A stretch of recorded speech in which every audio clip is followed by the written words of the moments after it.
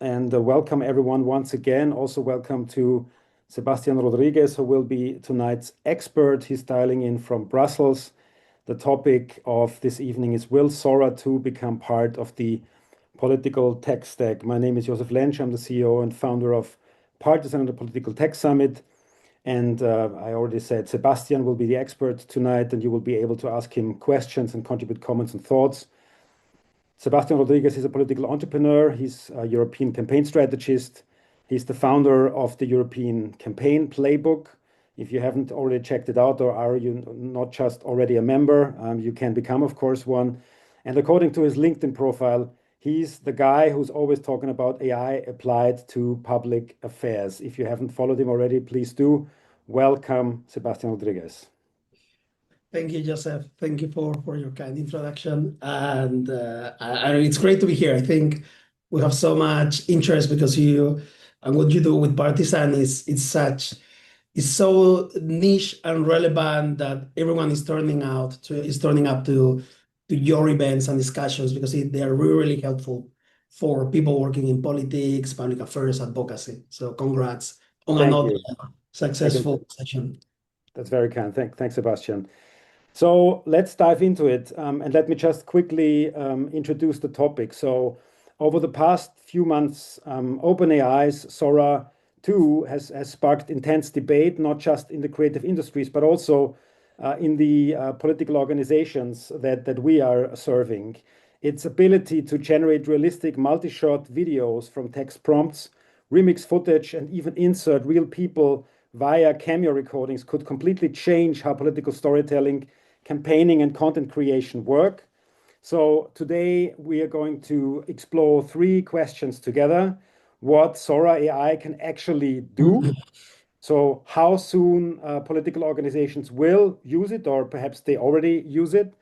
The second thing would be, what opportunities does it offer for personalized, rapid, low-cost communication? And of course, the question of authenticity there, which leads us to the third topic or field, which is the ethical, legal, and reputational questions and pitfalls we need to watch for. So perhaps let's dive in already. And again, to the participants who have joined us just now, the chat is open, the Q&A is open. So whenever you feel like you want to ask a question, you want to contribute a comment or a thought, please just post and I'll bring you in whenever is suitable. So the first point, setting the scene, what Sora AI is actually and why does it matter? Sebastian, as you have already checked it out, could you briefly explain also to the non-experts, what is Sora AI and how is it different from earlier AI video tools like Runway or Pika?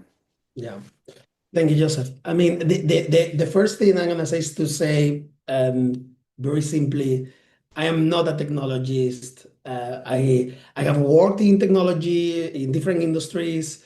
I used early like machine learning systems when I was working in finance in the City of London, and we were using natural language processing, which today would be like prompting.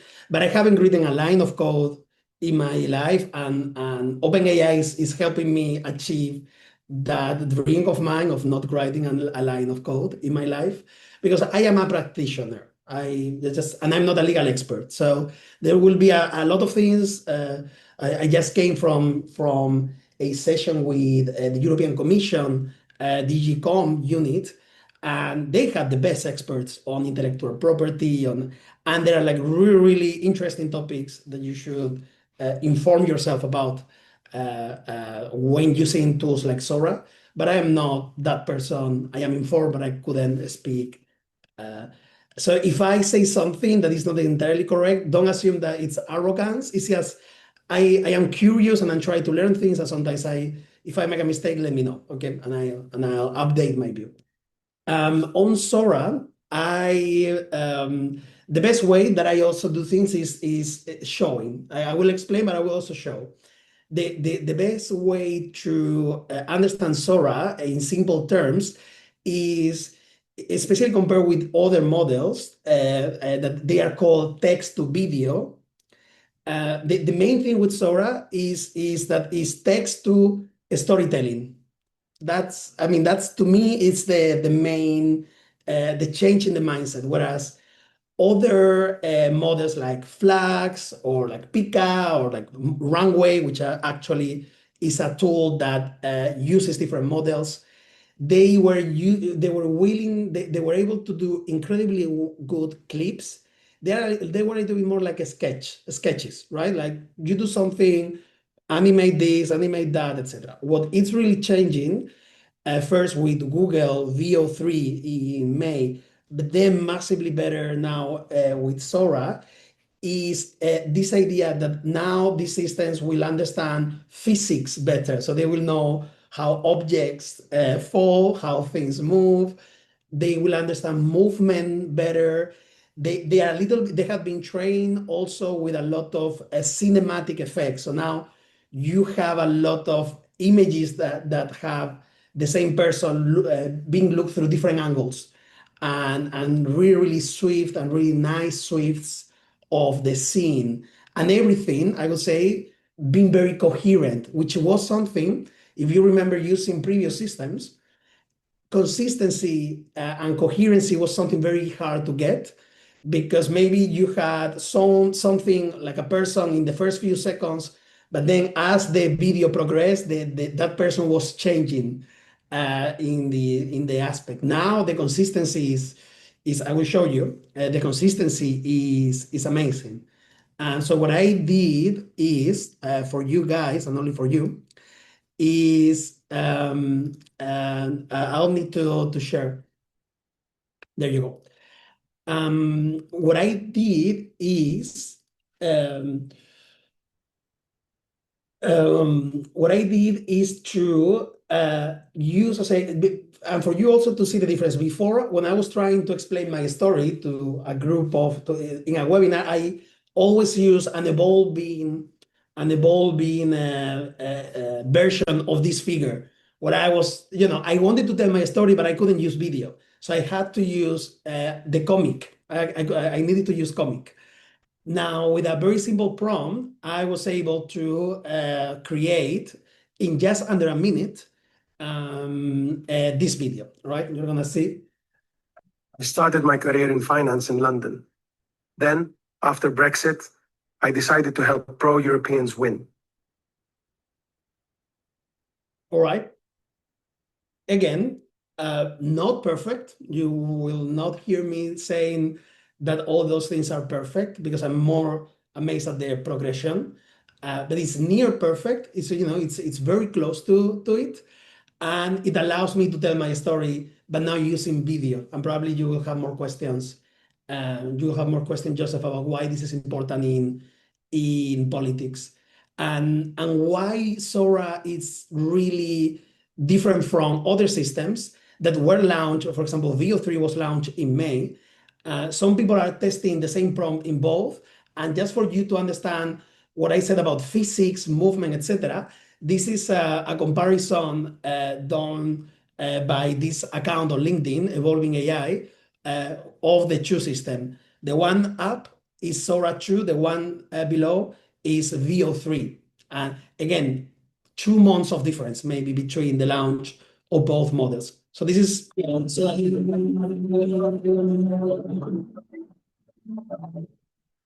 is VO3.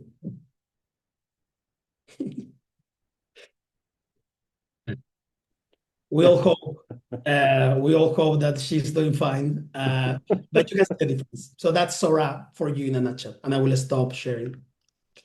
Thank you. That's quite illustrative. The physics thing, the consistency thing. You said you just needed 1 minute.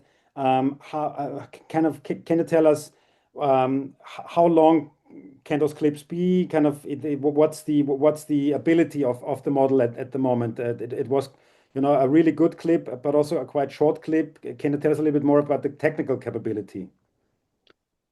A really good question. It depends which tools you use. Let's see, the tools that are used for the plebs like myself, and they are very limited. They are limited to 10 seconds.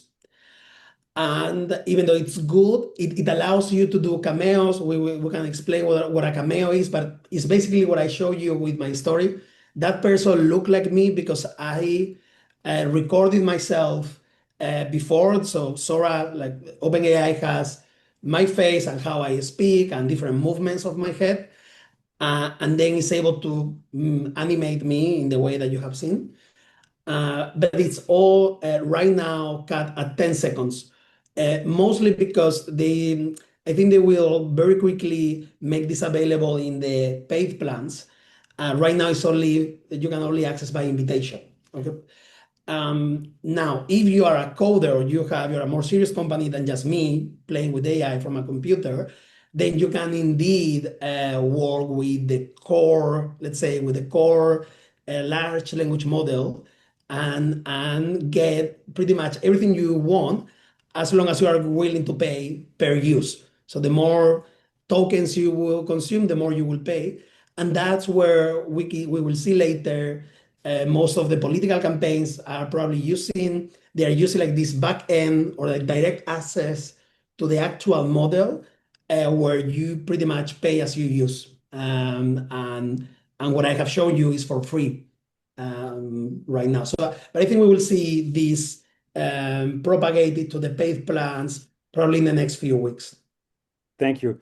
We already have a question from Eva Lihotsky, which I will bring in a few moments. But before that, I mean, you already hinted at what Sora can do already and what it might be able to do pretty soon. I mean, even a year ago, we thought this was a kind of science fiction, and now you can create short clips, and soon you might be able to create longer ones, and perhaps even a half hour, 1 hour at some point, movies with it. So from a political communication perspective, and you of course are an expert, and you're based in Brussels and know the scene.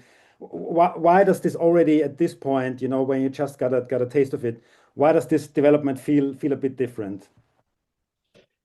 I think the democratization of it. I think now probably we saw that before with ChatGPT 5 and previous models, and maybe with other image generation models. Now video creation has been democratized, and video is the most powerful tool for persuasion. And now everyone can start doing this with zero, like with no technical barrier. So that's why I think it's going to be very, very interesting to see how grassroots campaigns, decentralized political movements use this. It's a really bad time if your political party is centralized and there is a hierarchical organization where everything has to go through the hierarchy up and down. Very bad time, and you're going to be completely sidelined by what's coming if your organization is not willing to lose control or create this network of decentralized campaigning, creating prompt libraries that you drop, and then people can use them to communicate about whatever your position is, or not only about your position. It can be you can use humor, you can use so many other tools using video at your disposal, and that you should probably invest more in that infrastructure rather than having a strategy and a centralized message that is going to win. No, I think campaigns these days, they win. They are successful insofar they are able to capture the mood of the society and be part of that mood, right? And when you are riding that mood and you are creating content, you are having messages that resonate, and you let different people share their own angles, you enrich your message, and that is what brings you closer to power. A coalition of very diverse people who have found in your message a place where they can share their own voice and be heard, right? Do you know of, or are you aware of any examples of Sora being actually already deployed by campaign teams or campaign teams experimenting with it, and the challenges that they encounter? Yes, I picked a few. So there's going to be a lot of videos, but I picked a few, of course, starting with really bad taste one. But I think it was interesting to see what happened in the US last week when Trump used humor to firstly, to not be ashamed of of um, of being called king. I think that is like politically, the, Trump is breaking so many barriers that we thought we would never break, and he's doing that, right? He's really doing that, and he's showing in this as a pilot with the crown, and then throwing hisses to protesters, of course Democrats, right? But then very quickly, someone, again, not Gavin Newsom, but someone created the same video with Gavin Newsom riding a similar plane and then throwing hisses in the, I'm gonna put it again, to rioters of the January 6th. So I thought that was hilarious. I thought because I think the level of degradation in the United States of the political discourse is so bad. We had the murder of a political activist. We had we have members of the White House calling the opposition the worst things that you can call the opposition. You have all levels of, in the playbook of how to degrade a democracy, the US is really ticking them all. But there is hope when you see what's going on around Gavin Newsom and many other leaders who are trying to fight back with the same tools. But of course, instead of shitting on throwing feces on peaceful protest, they do that with violent ones. So I thought that was interesting. Then in Europe, of course, I follow Spain a little bit more than anything else. So this is the one from the EPP in Madrid. And you can guess, like, this is like they're using these AI-generated videos with Sora to call the president Sanchez, Premier Sanchez, a liar, and it's humor, and then it's saying anyway. It is funny. It is funny. Or you have other movements that are not linked to the party, but they are in the same space, and every day they generate like a fake TV program with mocking the socialists, mocking the far left political parties and the movement supporting the socialist party, etc. And like they're using like a lot of characters that in cultural, like in the cultural context of Spanish politics, they play like a strong resonance. For example, the old grandmas with the hair painted like in blue, who are like tend to be more progressive, so they play with that. They play with the deconstructed men who are speaking in woke terms. But also we see this in we see this in the opposition or from the peoples or from movements close also to the left. Although for some reason the left is not fully embracing this. This is something also in France, where they pretty much showed Macron stealing the jewels from the Louvre and then wearing them. That was funny, and it was done like probably 20 hours ago. So it was like less than 24 or just 24 hours after something happened. You have a lot of content around something, like this how to break into the Louvre using Lego. Again, not everything is exactly political in the sense that they are not political. They are not asking for your vote, and they're asking you to support something, but they are creating and they are jumping into cultural milestones in French society. And you can imply that from all these videos that Macron is having a really bad time. Like this is in fact a test on Macron's leadership and the way he has run France for the last 7-8 years. And even though they are not telling you to vote for someone else, they are really creating this cultural moment where you can think, okay, nothing in France works. If they are able to steal Napoleon jewels from the Louvre, it means no. What's next? It's broken. Yeah. Thank you. So, I mean, Eva asked, of course, you still have to prompt something to get then the storytelling to get the video. So could there be a risk, for example, in terms of data breaches that you give away stuff that somebody picks up on a particular strategy? How do you assess this, not from a legal perspective, but from a professional perspective? And that's a really good question, Eva. You would be surprised at how these systems are getting better at creating. Actually, the best output you can create is the one that has minimum input. And these systems are trying to reduce the input they need in order to generate a good output.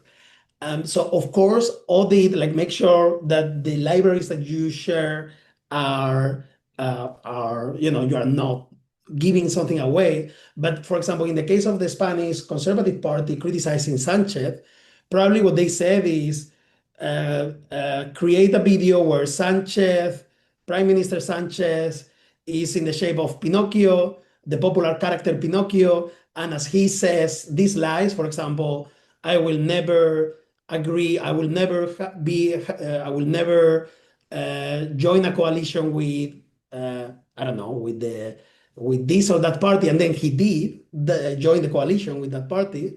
Then every time he says that, the nose grows. So I mean, you're not really giving any sensitive information, but of course, careful because also if you use Sora, the Sora I forgot to use, it will change, but right now it's a mobile app. So it's in your phone, and you can see the prompt behind each video. So be mindful because those systems they are advancing in the transparency aspect because they want more users to be able to use them. So they want to share the prompt, they want to share everything to encourage repetition, to encourage experimentation. So be careful. But at this today, really, you don't need to give away any secrets to attack the line of a sitting government or the opposition. Thank you. Now, I guess, what you said already answers part of the question that we raised for this evening, whether Sora will become part of the political tech stack. I mean, it's already becoming part of the political tech stack to a certain degree of some parties and movements, as you said, right? They are experimenting with it. Now, the question, do you see this mainstream? Do you see it go beyond the experiments? Now, of course, we just have the TTPA now deployed. That means the new regulation that you cannot, well, on Meta and Google and others said, we don't let you advertise political ads. So, of course, the need for viral content will grow, which, of course, could potentially point into a direction of such videos, right? That can go viral. So do you see this scale? Do you see this mainstream? But I also read in your LinkedIn post that you have a small but in there. So what is the but that you see? I mean, I think right now the what I see is, and again, I was talking to not regulators, but at least people from the European Commission just before joining here, and they, I think our instinct here in Europe is to regulate and to put barriers to the to the forest, to the countryside. And there was one expert talking before where she said that I didn't have time to double check, but I can quote her when she said we have in Europe like this ability for us, like our facial characteristics belong, we have the right to them, right? So we have that right. But of course, how do you enforce that? How do you know if it's been used by any system, or if it is similar, did it come to you? Do you really have like a really unique facial, like all these, like we are more worried about all these things than actually using those systems and actually having companies that are able to scale, to find the money and to find the talent and everything here in Europe. So that's a little bit of well, of a downer, but to Lucas' point, I think anyone can use this. Anyone can use these tools. All you need is a VPN. Maybe if you want to pay for a good VPN, it's no more than 10 euros a month. Then you just switch your location to the United States and you start using all these tools. So this idea that we can put barriers to what's happening, it's just not true unless we want to build a Chinese internet wall, right? Which I don't think is the direction. So I'm really like missing that experimentation, that creation on our side, rather than being legitimately worried about the risk, which are real. They are real, and maybe you want to talk later about trust and about ethics, etc. They are real, but at the same time, mm, I think it is augmenting our freedom of expression as in we have tools that with which we can express our views in a more creative way. And to this date, we should have the right to criticize our government, and that's not. And even if we use AI or we use synthetic images, then that doesn't mean that there is not a human behind sharing a legitimate concern or a point of view. Thank you. Let's stay with the technical capabilities for a moment before we move into the ethics and regulatory questions. So you already mentioned the cameo feature, and we saw, Trump, his basically cameo in there, writing a chat, or then Newsom and others. So how do you think, will that impact potential also candidates' campaigns, if you're running for whatever that may be, local governor, mayor? How do you expect this cameo feature of putting yourself into the story and making yourself probably the hero of the story? How will that impact campaigns? In Europe, no? So we're talking about in Europe. We're talking about in Europe, yes. Yeah. Because in the US, like I have real concerns about the direction that is going in Europe. What's going to be the impact? I think in the short term, political parties are going to keep using this technology mostly for very limited things, including humor, sarcasm, and maybe if they want to do a PR stunt, like putting your candidate, I don't know, flying to the moon or whatever you think is good, that will be more anecdotal than a core feature of campaigns in Europe. Mostly because we in Europe, we are still, like the culture at the heart of political organization hasn't changed probably since, I don't want to say since the 90s, I oftentimes feel. And even some new parties very quickly adopt the culture of the old ones internally in terms of top-down decisions and top-down communications and centralizing lots of the messages and the decision, etc. And I'm talking about mainstream parties. I think some of them, the more courageous ones, will create like this space for activists to come in and create and support the mood. For example, in the cases that I showed, right now in Spain, you could say that in a certain part of the electorate, which is up for grabs, right? There is a mood that the government cannot be trusted, that the government is lying, or at least it has some things that the prime minister said he wouldn't do, and he hasn't fully explained why, right? And so there is this in the air you can feel this trust, and there is certain arrogance perceived from the part of the government, and you can see that in different polls.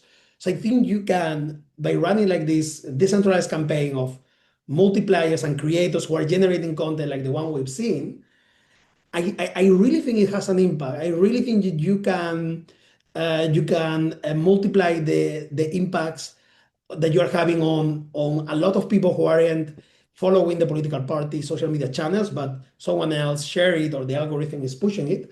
And I think for those who are like part of that, segment, it can have an impact together, of course, with everything that you need in politics, which is, leadership. You need competence, you need credibility, authenticity, etc. I see the extremes in the far right and in the far left. They will probably, because they are the ones who have more to lose, because they have everything to win. If we put it on the other way, I think they will be more nasty at using those tools. But yeah, that nastiness can be answered back from the mainstream parties. And I think we in Europe, we have more rules about. I don't think in Europe you should be a sitting government would be able to do what Trump is doing with the White House or with. I think we have rules that regulate political speech and that are very clear that you cannot denigrate a minority, you cannot criticize the political opposition in this way from the public entities. And so there would be a little bit more safeguards and more guardrails to do that. But of course, if we elect bad leaders and we choose to elect authoritarians and populists, democracies are fragile, so they can dismantle that from within. But right now, I don't see. I am not as concerned as I am with the US, for example. Thank you. Now, of course, as you mentioned, VPNs, right? I guess the more technically savvy, as we already saw in Spain and France and other countries, will have access through that to Sora already. Now, as it's not available in Europe yet, and to Luca's question in the chat, what's your expectation there? Looking into the glass bubble, would you expect Sora to become available soon in Europe? When do you expect it? Can you give us a bit your estimates? I think it is available. Just get a VPN. Also for security, like when you travel, you go to an airport and you connect to a Starbucks. When you connect to a Wi-Fi, you're like really giving everything to to whoever is controlling that Wi-Fi. So have a VPN that allows you to use the systems. You can download it very easily. You just need to switch back. In the App Store, you switch to the United States. You look for an address. It can be any address in the United States. You just type it and you download the app, and then you switch back to Europe with your payment method and everything, and then you use it. So I think it is available. If it will become like mainstream available in the tools, probably we like with Meta glasses. I have the Meta glasses here, and when I started using them, You used them at the first Political Tech Summit, by the way. yeah, exactly. Yeah. So the first time that I tried them, I had to download the app from the Apple Store in the US and do everything that I just told you. Now I think it was maybe a few months ago, I didn't even notice. A few months ago, with an update in the European store, you could use it. So I think it's a matter of time that these technologies are deployed legally in Europe. But I wouldn't say that by switching the Apple Store or the Android Store to the US, you are doing anything illegal. I think just it's something that anyone who is tech savvy should be able to do. And of course, if you're in a campaign, you should be able to use all these tools. Now, the other part of Luca's question, of course, pointed towards whether you think it actually makes campaigns better, or if you think about the US and as you said, right, the culture disintegrating and things becoming more and more basically worse in the political culture. Yeah. Do you think this will accelerate this? Do you think this will basically just be another tool? Yeah, I would add to Lucas' question, who is going to be an advantage for whom? I think it's going to be an advantage for the entrepreneurs, the political entrepreneurs, and those who embrace this and they are willing to take risk. Usually they are not the ones that I would vote for myself, but I think it will benefit them.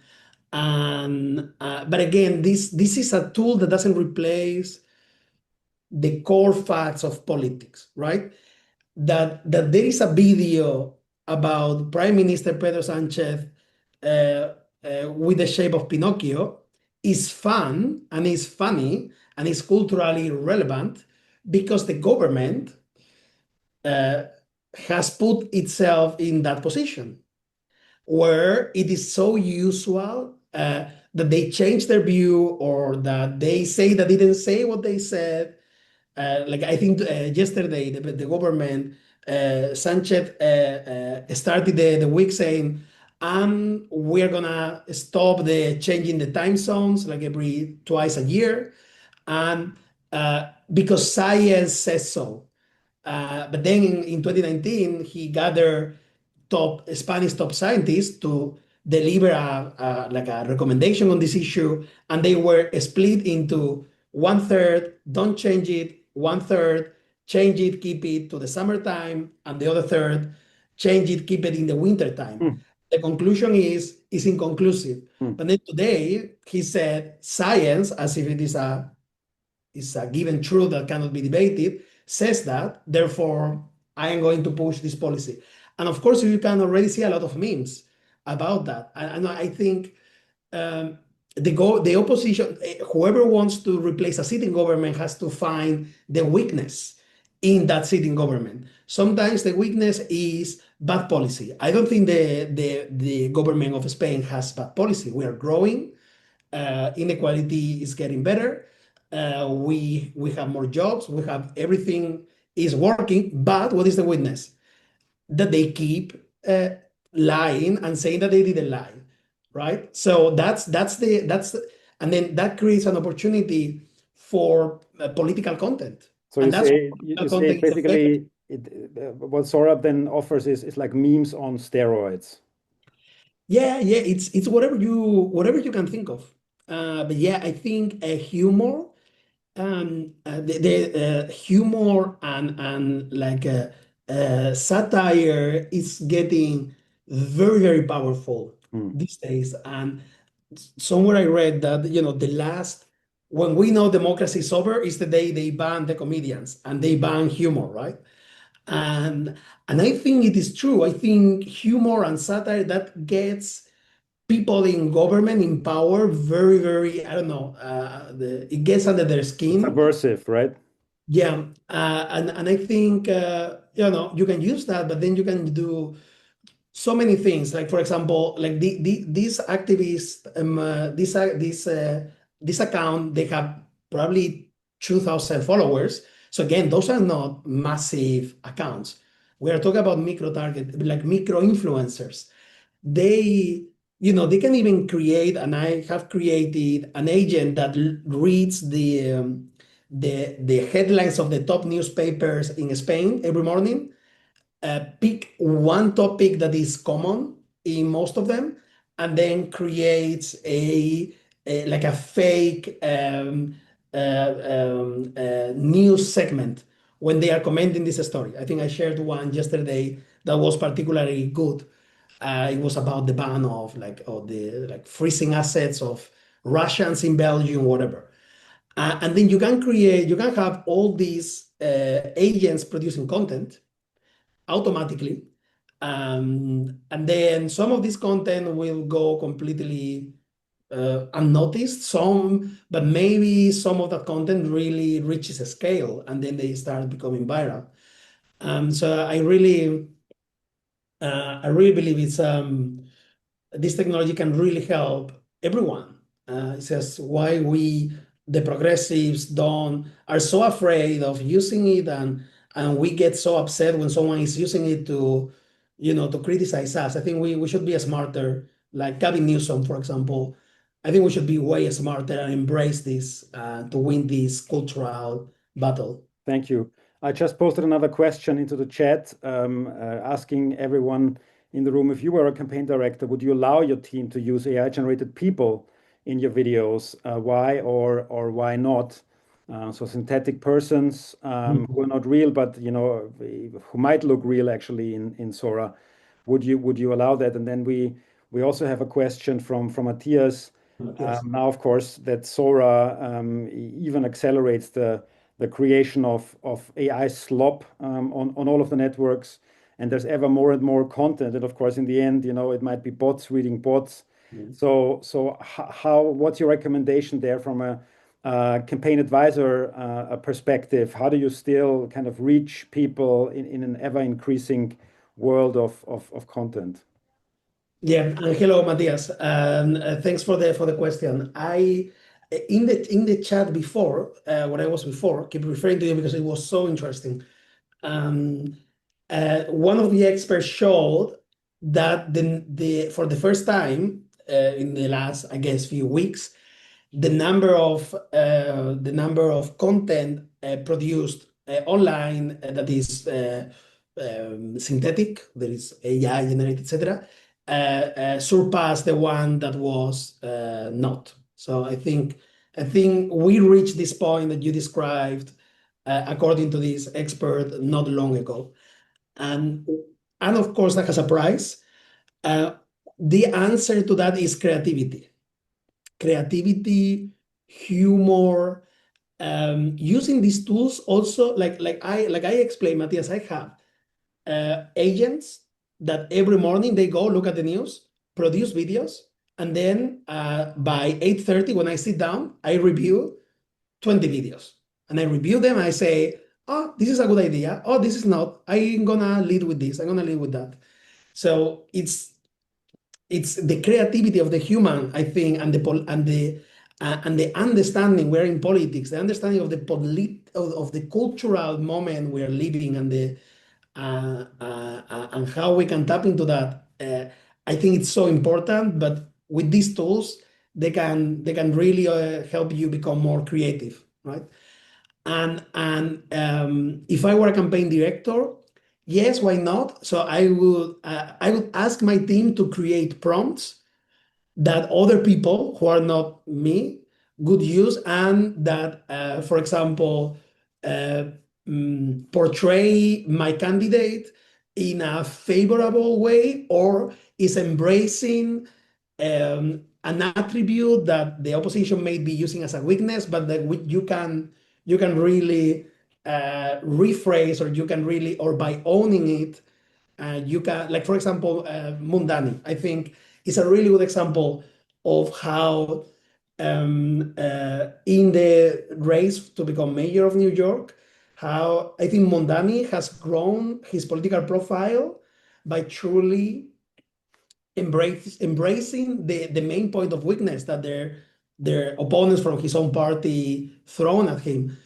And so I would do that. I would embrace my weaknesses, and I would allow other people to, in a semi-controlled way, produce this type of content, and embrace it and thrive on it. Being part of the create your own cultural moments. For your part, for your candidate, for your candidacy, for your party, etc. Create those moments, embrace them fully. Now Eva is asking, what about the risks? I mean, if you have like Mondani, a huge digital team, and they create content all the time in all kinds of formats, including videos, and then of course, some of it might not work, and some of it might be even problematic. So how do you make sure that you still keep the risks in check as the campaign leader? Yeah, you can't. What you can say is you have a public party prompt library, right? And then you're very clear that nothing in that library is denigrating minorities, is not calling for acts of violence or hatred against political opponents, etc. And that's the extent, as a campaign director, that you can say, I've done, I need to work in this environment, and I'm doing this transparently. I'm embracing this. Of course, you will have media, and you'll have the opposition throwing things at you like, oh, you generated, or someone that you works with you generated this. Then be ready for that. Get your lines to take ready. Transparency, like, be very proactively communicating to the press what you do. But of course, expect some heat. Those, I think, campaigns are getting heated, And journalists are not always looking to the full story. They are looking to damage your campaign. So yeah, like it has always been. I still don't see how politics has changed from the fundamentals. Maybe what's changing is the speed of things. What's changing are the tools, but the fundamentals is if you're running a campaign and you have a major news outlet dominant, running a smear campaign against you, then you are, maybe as a campaign strategist, you can think, hey, how can I sit down with this organization and say, hey guys, if I win, maybe there is a way we can work around together. I don't know. Like I would try to be strategic about it, because even from in the early campaigns in the US or in Europe, if a specific newspaper wouldn't support you, then or a specific influencer, a religious leader doesn't support you, then you in that community you cannot do much, no matter how what your policy is. So I would do the same. I would try to do the same. I would try to have my army of activists readily available and trained and and fired up. Yeah. Thank you. We'll get to the training in a second. Yara is answering the question with why not generating videos and animated pics as long as it's transparent and aligns with the campaign objectives. Now, you spoke about skills, and we're entering the last 10 minutes of this evening's session. So if you have any more questions, please make sure to post them in time.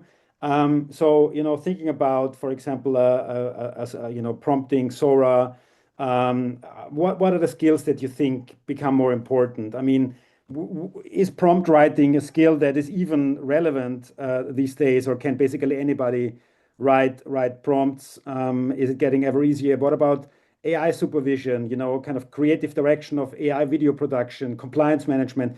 What do you think, also with Sora entering the field, what becomes more important? I think the skill of like, I mean, I want to say curiosity, but curiosity is not a skill. It's more like a trait. But the self-learning, I think, is going to be very important. I don't think you can find a course or an online webinar where they tell you this is the way you can get these videos. If you follow this methodology, then you get this output. This is not how AI works at all.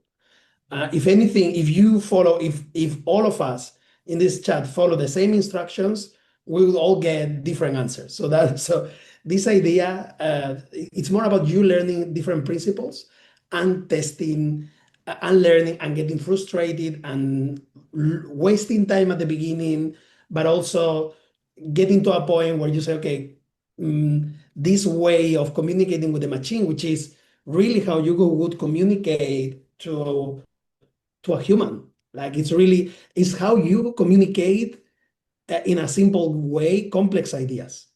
And that's creativity, right? And that's a lot of thinking. It goes a lot of thinking into creating these videos, especially to make them funny, to make them so a lot of that, like put yourself like more homework to spend more time and to get frustrated and to keep trying, keep trying, keep trying. I also recently posted that there are so many quiz people on LinkedIn or on so many places who say, I really hate this AI content I see everywhere. And, it's so obvious, it's AI generated. And probably this is how my content at the very beginning came across. But I've learned, it's a learning curve. Today, I am a little bit better, and putting my content out in the public has helped me gain confidence, commit myself to improving, etc. So don't be intimidated by all these people who say, I don't, like just do your thing. And if you work for an organization, make sure that you respect the rules of the organization. You don't want to embarrass anyone. And just keep learning, keep trying, I would say. Thank you very much. Now, final question from my side. Apart from keeping learning, which of course is super important, what would you advise a campaign tech lead going into 2026 Yeah. to prepare? How if they have like 2 months left in 2025 and 2026 is around the corner, over the next 6 to 8 weeks, and like 12 weeks before the political tech summit, what should they look at right now? I think creating educational and capacity building materials for your team. Simple presentation, what AI is, how to prompt, um, putting not free, but very cheaply, like very economic alternatives of licenses available to your team. Encourage them to internally maybe start a pilot project where you audit each other's prompts, the way that you are prompting, the output, etc. You have honest discussions around that. And probably write also an ethical guidelines, both for internally, but also for the external communications. And then start creating, and I've started this week, prompt libraries. Like really do this, categorize them by, I don't know, like explaining why the government is lying on this and this issue. And then you come up with these prompts, and then you make them available for anyone to use. And you also bring your influencers and say, hey, what do you think about that? Like keep the conversation always going. And that's gonna give you like the quickest turnaround in such a short. And then maybe in the future, invest in your own AI infrastructure that knows your party, that respects the privacy and the data protection standards that your party deserves, and maybe explore AI agents in the past. So, for example, how can you create a daily newsletter about very specific things? For example, what our parties are doing, or what the media is saying, and how can you every morning go out there, get all this information, put it on the shape of a newsletter, and increase the number of communication products, right? Think about, especially because chances are that you have very tight budgets. So how you can definitely do more things. You can do more communications, more targeted. Maybe instead of thinking, I'm going to do a newsletter for everyone, and then everyone is going to read this newsletter, why don't you create a newsletter for small and medium enterprises? And then you have like a very specific audience, and then you sort of generate content that speaks to this audience, and is tailored to this audience. Of course, should be always a human in the loop, making sure that you are not saying something crazy. But I think the personalization of the political communication has really no limits. And you should really get your organization ready to have this level of personalization in the next 3 to 4 years, I would say. Many thanks, Sebastian. That has been great. For the ones who have joined us, there will be a summary in the newsletter. For the ones who haven't joined us, we will share the recording. For now, let me just say that we will have our next webinar on the 30th. It will be on the GDPR and its implications. It just came into force. So with a partner, come on, we'll look at that. It should also be very interesting what the impact will be on political ads and political campaign strategies. And of course, you're all warmly invited to join the Political Tech Summit 23 to 24 January in Berlin, where we'll have a lot of people saying a lot of interesting things, not just about gaining political power, but also about cybersecurity, about participation, and many, many other things that are relevant. So thank you very much, Sebastian. Thanks for being with us and sharing your expertise. And thanks everyone for staying with us and taking an hour. All the best, and have a great evening. Thank you. Thank you, Joseph. Thank you, Bye-bye. everyone.